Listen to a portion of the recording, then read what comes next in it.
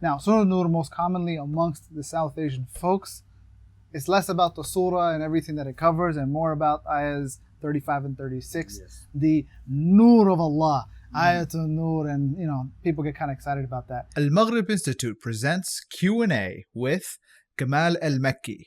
I was introduced to this surah because of the difficulty of being able to recite it because of the back-to-back various rules of tajweed that you can find within it. And in fact, even within the Quran Revolution curriculum, like this Surah verse... An-Nūr is the final exam? It's not necessarily the final exam, but it's like whenever... Because one of the things that Wissam encourages people to do, especially when you come into the Quran reading circle, is that, hey, you know what? What are you confident in reciting? The key thing is that he wants people to do is have confidence to recite. Mm-hmm. It's like, what are you confident in reciting? And then if I happen to be in the room, I'll be like, you tell him to recite Surat Al-Nūr or Ayat Al-Nūr specifically, right? Because it's difficult, right? And it's always fun because it doesn't matter how much you've recited it, how well you've done it, somebody who's a master at tajweed would be like, yo, you got to fix this and this and that. And so, and funny thing is with Sam, knowing how easily students are broken, he's like, don't recite Surat Al-Nūr. Why would you want to destroy their confidence from the beginning? But like that's how I was introduced to those verses, and that's the value of the verses that I understand. But just to be clear, believe it or not, everyone is in love with these verses, not just the Desi community. We're just talking about this on the way over here. And like even in Sudan, these verses are a big deal. In many places, it's a big deal. I mean, it's got its own name, Ayatul Nūr. I mean, and the surah is named after verse 35. Yeah. So Nur means light, just in case anybody's wondering. Yes. Yeah. So it's the chapter of light. Is there any kind of specific And these light? are the verses of light. And something very beautiful, actually, I heard Shaykh Kamal mention, and which is the example of the flashlight and the light of Allah. Oh yeah, so in the class if you could bless us with that example here. So we're saying, like, people recognize the importance of light, so you can navigate your way around and not injure others or injure yourself, or break a vase or break, Sure. So because we realize the importance of light, when the light provided by Allah goes down, which is the sun, we come up with artificial forms of light so we can navigate our way through life in this analogy. Right.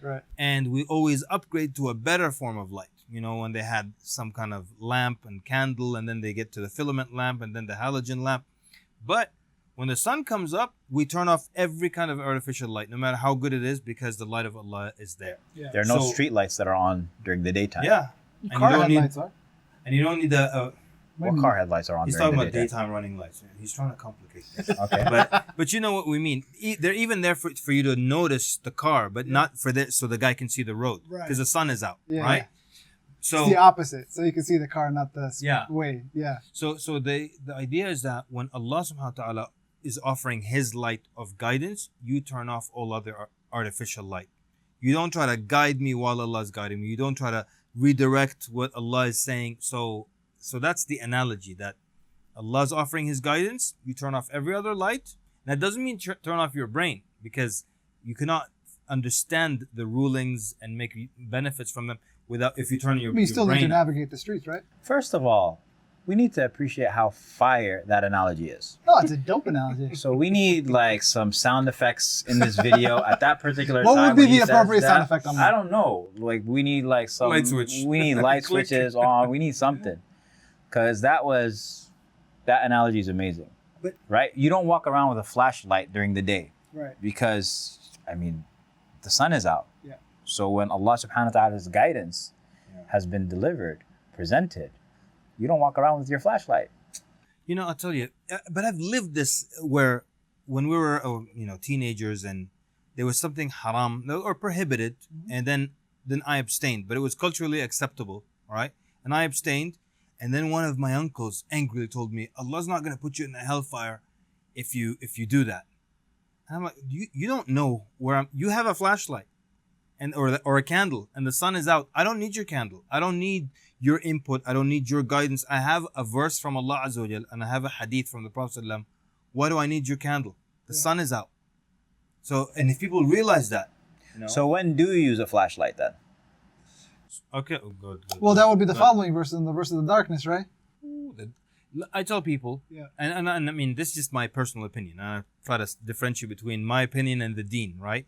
But I always tell people, if you really want to appreciate verse 35, look at the verses of darkness, because it's ظُلُمَاتٌ بَعْضُهَا فَوْقَ بَعْضٍ, darkness, one on top of the other. Yeah. And here is light upon light. And you really appreciate the light when you see the darkness. It's really, really powerful. Hey guys, if you enjoyed this video, make sure you hit that like button. And if you want to see more videos like this, hit up the playlist or the next video in the series. You'll see it on the screen right here. Go ahead and click that. And make sure you also share this video with other people so they can benefit as well.